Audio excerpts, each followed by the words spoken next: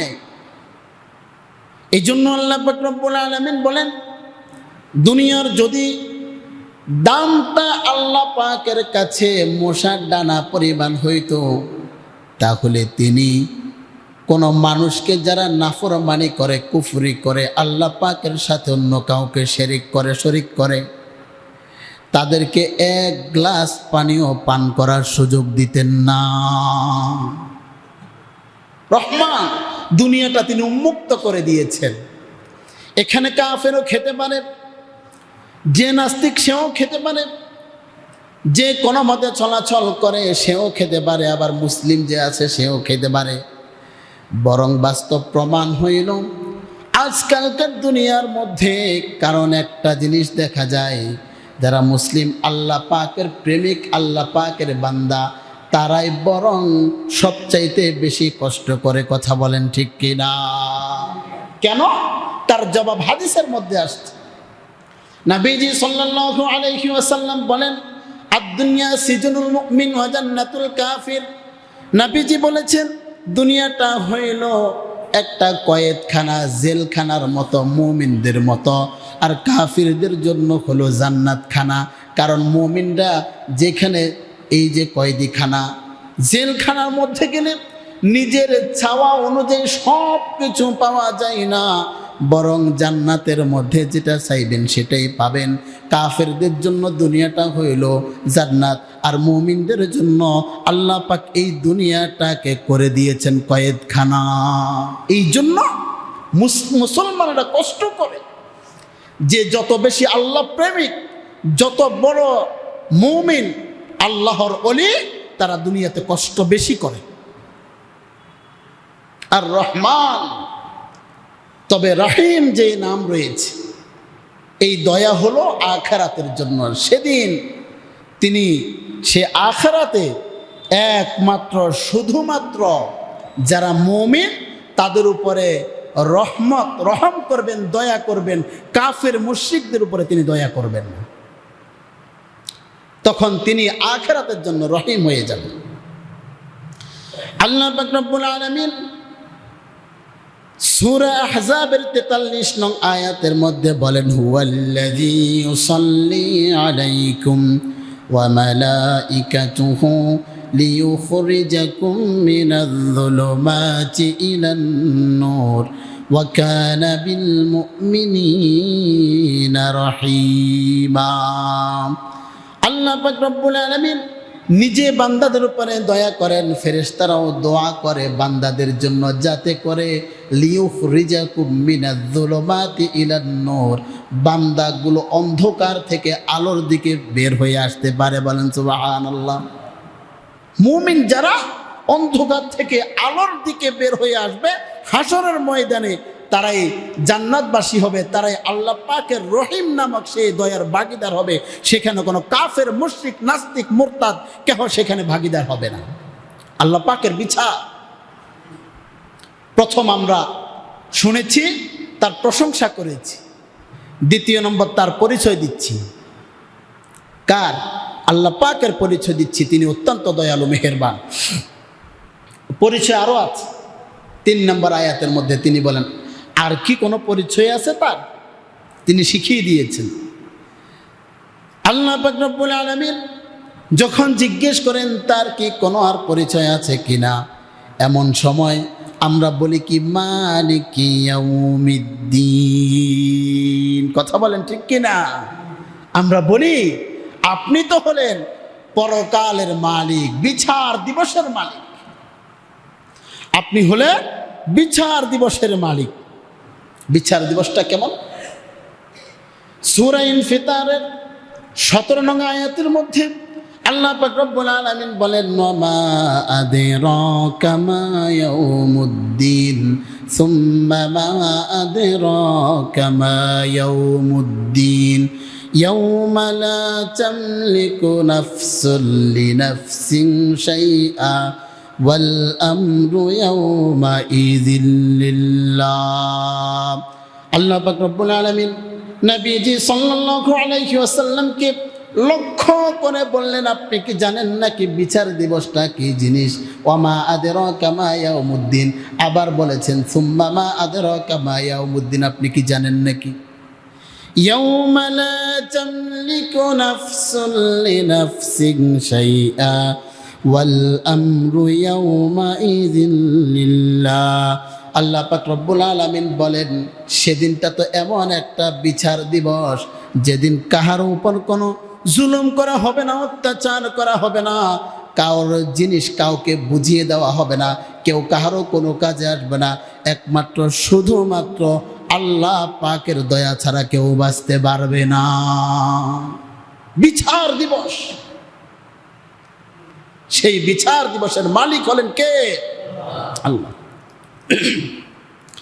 আজকে দুনিয়ার মধ্যে রাজত্ব করছি, একটুখানি ক্ষমতা পেয়ে দুনিয়ার মানুষকে মানুষই মনে করি না।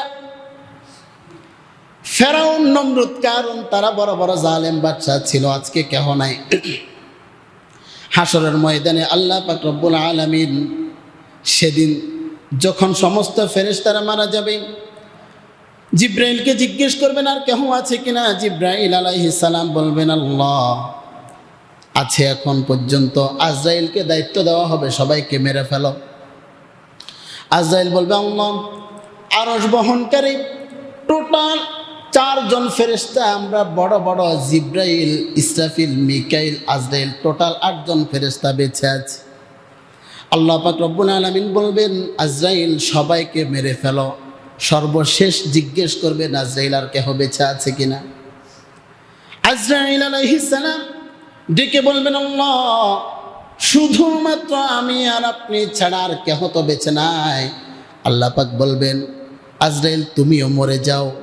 আজরাইল যখন নিজের জীবনটা নিজে কবজ করতে যাবেন, এমন সময় আল্লাহর কাছে চিৎকার দিয়ে বলতে থাকবেন আল্লাহ মানুষের জীবন কবজ করা, জান কবজ করা এতটা যে তাদের কষ্ট হয়, এটা যদি আমার বিন্দু মাত্র জানা থাকতো তাহলে জীবনে আমি কাহারও কখনো জান কবজ করতাম না। এমন কষ্ট। এখন আর কেহ বেঁচে নাই। আল্লাহ পাক রব্বুল আলামিন তখন তিনি ডাক দিয়ে বলবেন লিমানিল মুলকুল ইয়াউম লিল্লাহিল ওয়াহিদিল কাহ্হার। ডাক দিবেন দুনিয়ার কোন বাচ্চা কেহ কি বেঁচে আছো? আজকের দিনের মালিককে, আজকের দিনের এই আজকের দিনের বিচারককে বারবার ডাক দিবেন, 3 বার বলবেন। সর্বশেষ তিনি বলবেন লিল্লাহিল ওয়াহিদিল কাহ্হার, হে দুনিয়ার জমিনে বসবাসকারী ফেরাউন, নমরুদ, কারুন, তোমরা তো আজকে কেহ নাই, আজকের দিনের একমাত্র মালিক হলেন কে? চিৎকার দিয়ে বলেন কে? আল্লাহ পাক নিজেই বলবেন লিল্লাহিল ওয়াহিদিল কাহ্হার, আজকের দিনের একমাত্র মালিক হবেন আল্লাহ। বলেন সুবহানাল্লাহ। সূরা ফাতিহা 3 নম্বর আয়াতের মধ্যে আমরা এটা পড়েছি। আল্লাহ পাকের আমরা প্রশংসা করেছি, তার গুণাগুণ বর্ণনা করি। আপনি তো দয়ার সাগর, আপনি দয়ালু, অত্যন্ত মেহেরবান। 3 নম্বর বলেছি শুনেন, আপনি তো হলেন বিচার দিবসের মালিক, আপনি হলেন বিচার দিবসের মালিক। এই কথা বলার পরে এখন তারপরে বলতেছি যে আচ্ছা আল্লাহ বলেন তোমরা কারা? তিনি আমাদেরকে জিজ্ঞেস করেন কি তোমরা কারা? দেখেছেন তিনি আমাদেরকে শিখিয়ে দিয়েছেন তোমরা চাইবে কিভাবে।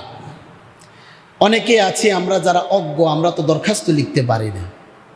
তো দরখাস্ত দেখবেন টাইপিং করা থাকে, প্রত্যেকটা অফিসের মধ্যে টাইপ করা থাকে না, সেখানে লেখা থাকে দরখাস্ত তারাই লিখে দিয়েছে কেমনি লিখতে হবে, না কি বলেন? আপনি নিজ দিয়ে আপনার পরিচয়টা দিলেই হয়ে যাবে। আল্লাহ পাক রব্বুল আলামিন তার কাছে তো আমরা অভিনন্দন দরখাস্ত করতেছি, আমাদের কি প্রয়োজন, কি চাওয়া, এটা নেওয়ার জন্য দরখাস্ত করতেছি। প্রশংসাও শেষ, তার গুণাগুণ বর্ণনা করলাম, আল্লাহ পাক খুশি হয়ে বলছেন তোমরা কারা। এখন আমরা বলতেছি ইয়্যাকা না'বুদু ওয়া ইয়্যাকা নাস্তাঈন, আমরা তো হলাম আপনারই বান্দা। কার? আল্লাহ পাকের আপনারই ইবাদত করি এবং আপনার কাছে সাহায্য প্রার্থনা করি। আমরা কি বলেছি? ওই যে কেউ আসলে আমরা, সে তো আমাকে চিনে না, বলবে তুমি কে, তুমি কি আমাকে ভোট দিয়েছো কিনা, ঠিক না? জিজ্ঞেস করবেন আপনাকে কি এমনিতে চাউল দিয়ে দিবে নাকি? তুমি আমাকে ভোট দিয়েছো কিনা, তুমি কে, এত প্রশংসা করছো। তখন আমরা বলি কি, যে আমরা তো আপনারও ইবাদত করি, আপনার কাছেই সাহায্য প্রার্থনা করি। বান্দা যখন নামাজে দাঁড়িয়ে এই আয়াত তেলাওয়াত করে আল্লাহ পাক রব্বুল আলামিন ওই সময় বলেন, হে বান্দা তুমি এখন যেটা আমার কাছে চাইবে সেটা আমি তোমাকে দান করব। বলেন সুবহানাল্লাহ।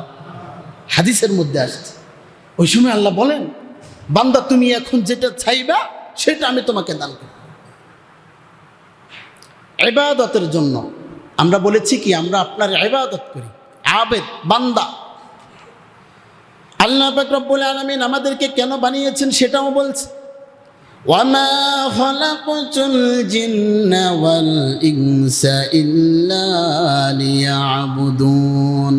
আল্লাহ পাক রব্বুল আলামিন বলেন, আমি জিন এবং মানুষকে সৃষ্টি করেছি শুধুমাত্র আমার ইবাদত করার জন্য। কিসের জন্য? ইবাদত করার জন্য। এখন আমরাও আল্লাহকে বললাম আমরা আপনার ইবাদত করি, আপনার কাছে সাহায্য চাই। ইবাদত কি কি? শুধু কি নামাজ পড়া? শুধু নামাজ পড়া এটা কি ইবাদত? না, ইবাদতের মধ্যে নামাজ, রোজা, হজ, যাকাত আছে। প্রতিবেশীর হকটাও ইবাদত। আত্মীয়তার সম্পর্ক অটুট রাখা এটাও ইবাদত। মানুষের সাথে সদ্ব্যবহার করা এটাও ইবাদত। এবং সঠিক পথের দিশা দেওয়া, ব্যাঠিক পথ থেকে মানুষকে বাঁচানো এটাও ইবাদত। তা'মুরুনা বিল মা'রুফ ওয়া তানহাউনা আনিল মুনকার। সৎ পথের আদেশ করা, অসৎ পথ থেকে মানুষকে বিরত রাখা এটাও ইবাদত। আজকাল আমরা তো মনে করি শুধুমাত্র বোধহয় নামাজ পড়লে ইবাদত, না কি বলে? একটা লোক নামাজ পড়ে, সুদ খায়, ঘুষ খায়, যত অপকর্ম আছে সব কিছু করে, সে কি কখনো আল্লাহ পাকের আবেদ হতে পারবে? কখনো পারবে না। নামাজ পড়ে